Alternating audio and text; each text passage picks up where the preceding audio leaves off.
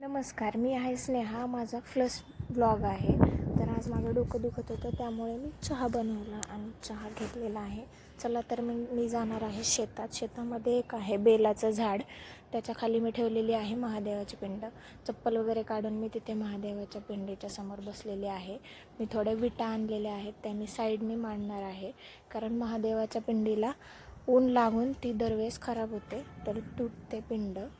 माझ्याकडे एक घरी छोटा गडा होता, त्याला एक बीळ पडलेलं होतं, म्हणजे पाडलेलं होतं, ऑलरेडी होता घरामध्ये. तर मी तो बेलाच्या झाडावरती बांधलेला आहे पिंडीच्या बरोबर वरती.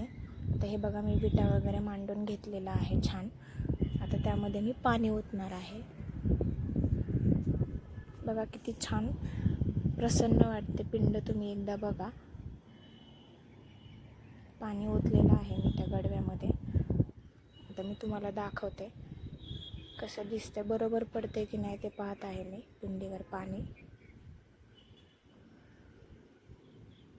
बघा, मी ॲडजस्ट करून घेणार आहे पिंड.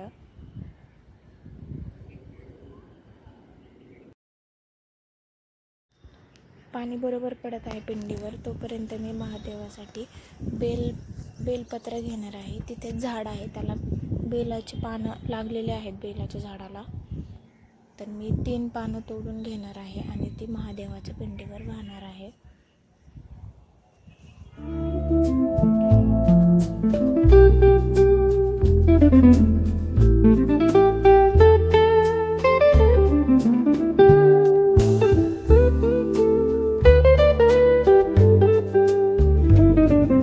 तीन बेलाची पानं मी तोडलेली आहेत. आता मी ती महादेवाच्या पिंडीवर वाहणार आहे.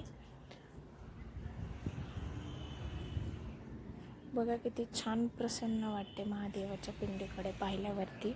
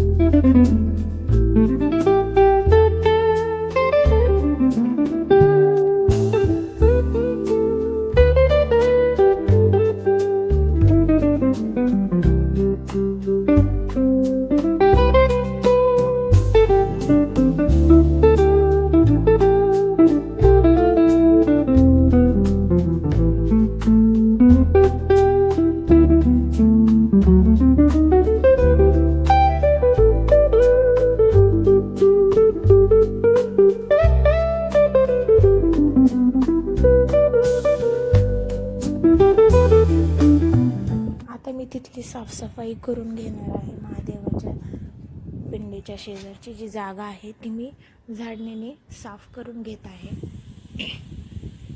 बघा किती छान प्रसन्न वाटते.